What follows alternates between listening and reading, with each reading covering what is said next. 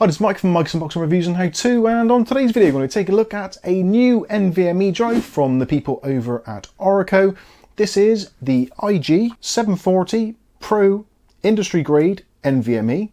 This has read speeds of up to 7400 megabytes per second and also write speeds of up to 6500 megabytes per second. This is NVMe PCI Express Gen 4 ×4 speed and has various capacities available on the market: 512, 1TB, 2TB, and also a 4TB version, all with slightly differing specs. And I would strongly suggest, if you're looking for a drive which is not the 2TB version, head over to the website. There'll be links in the video description so you can check out. Also in the video description there will be links to special offers which have been provided by Orico for us to basically show you and demonstrate the product, and also for those of you out there interested to possibly grab yourselves somewhat of a bargain. Again, links will be in the video description, do check them out. Otherwise, let's carry on and take a closer look at this drive. So I think the first thing to do is do the unboxing, so see what we actually get. So obviously you get the drive itself. If you look on the packaging, it does go through all the specs on the back, although it is in extremely small text, so I'll put that on the screen for you so you can see it. But essentially this is using 3D NAND Flash, so that is 232 layer. The memory itself is from YMTC, which is very popular amongst these kind of performance level but somewhat budget drives on the market. The controller is a Maxiotech MP1602, again very, very popular with this kind of range of drives from various manufacturers. It has a quad channel controller, and like I said, it's using the YMTC 232 layer TLC NAND Flash, which is absolutely excellent, because with these drives you see a lot of them on the market. A lot of them tend to look very good on paper, but then you look at it and it's like QLC RAM, which is the quad level, whereas this is triple level. QLC RAM is very cost effective, but TLC is much better, lasts longer, less prone to wear, or at least will potentially last longer. So definitely, if you're looking for drives, even if there's only a few quid in it, definitely try and go for a TLC rather than a QLC. Anyway, I'm getting sidetracked. Let's take a look at what else we get. So included, you get a nice screwdriver, actually a half decent one, so that's pretty good for removing the drive. Also, there is included a single screw, so if for some reason you've lost the screw on your motherboard to secure your M.2 drive, there is one included.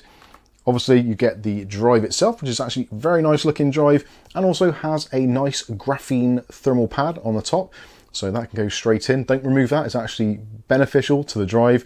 One thing I would suggest as well is make sure that when you take a look at the drive itself, just make sure the sticker is actually fully stuck down. I did notice on mine, because of the level of the NAND flash is a little bit higher than that of the controller actually wasn't getting contact, so it was actually overheating a little bit. So in my testing, I reapplied this and put the thermal pads back in, etc., and temperatures were much, much better. So do bear that in mind. I think this is just one of those things that does happen from time to time with some manufacturing processes where the label doesn't always go on properly. Again, just check yours, just give it a firm press to make sure that it's fully seated. The drive itself is in the standard 2280 form factor, so should fit pretty much most devices, PCs, laptops, PlayStations, all that kind of stuff. Absolutely great for PlayStation if you're thinking of upgrading your PS5. Also included, there is a thermal pad. So you've got this blue colored thermal pad, so you can use that for putting on your drive. And also there is actually a copper heatsink included as well, which is kind of nice. Again, if you're using this in a PlayStation 5, that sort of thing, you want some sort of integrated heatsink. So this is got also another thermal pad on there with a DSIF on there. So yeah, that's pretty nice that's included. It actually looks pretty smart as well, depending on your system and also your aesthetics. This may tie in very nicely, a little bit of black and gold going on inside your PC, but it's nice to see that is included anyway. Also, you get the user guide and warranty information. And actually, the warranty is pretty good on this. You're looking at a 5-year warranty. So taking a look at other specs, so in terms of longevity, which is something which is very important to drives these days, is it has a rating of 1.5 million hours, MTBF, or mean time before failure, and it also has a industry-leading 1200 terabytes written. So that is absolutely excellent. Like I said before, it's 7400 megabytes per second read and 6500 megabytes write. Also has built-in error correction, power failure protection, is using the NVMe 2.0 standards or protocol. And that is something which is actually becoming more and more important these days, especially with drives. Like, you can pick up really, really cheap drives, like insanely cheap, and especially the ones which are using QLC flash, which doesn't last as long or has a quicker failure time. If you're looking at putting this drive into something which is a little bit more mission critical, you just want it to go on and on and on, obviously with the 1.5 million hours MTBF, is absolutely insane. That's going to outlast your PC and probably the next PC. So potentially this is an investment to go forward into the future.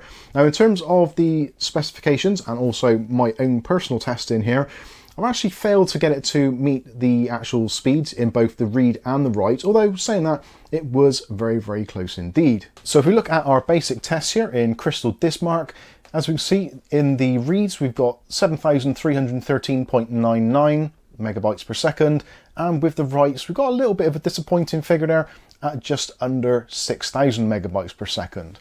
Now don't get me wrong, this is still a fantastically fast drive and works very well. Now, one thing which you may be interested in is the fact that this drive does not contain a DRAM cache. Now, there's a lot of people out there who will insist that yes, your drive must have a DRAM cache, and that actually isn't quite as much the case these days.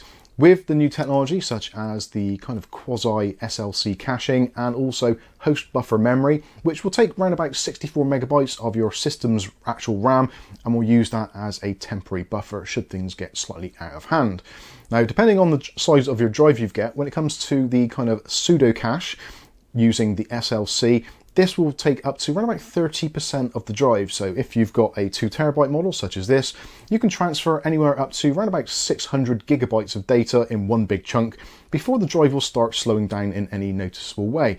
I actually found when I did a data transfer, copying my old 2 terabyte drive to this particular drive, it was great all the way up to around about that kind of 600 gigabytes, and then performance did unfortunately drop off a little bit. It wasn't the end of the world, and it still was much faster than some of the PCI Express Gen 3 drives I've used in the past, so it's certainly an upgrade in that respect. But just do bear in mind, if you're using this drive for kind of larger file transfers, like terabytes at a time, then clearly you do probably want to have a DRAM cache based drive, and you will probably pay a premium for that. But for everybody else out there who just wants a nice dependable drive to put into their system, which isn't going to cost a fortune, but has some really, really nice response times and also some really fast data transfer times, I think the Orico IG740 Pro is definitely well worth a look. So I think that's pretty much going to wrap this up. Hopefully you've enjoyed the video. If you have, smash the like button. If you want to see more content of this on a daily basis, maybe consider hitting the subscribe button and also the chime notification. That way you'll be notified of future video releases. But for now, I've been Mike. This is Mike's Unboxing Reviews and How To, and hopefully we'll catch you in the very next video. Thanks for watching.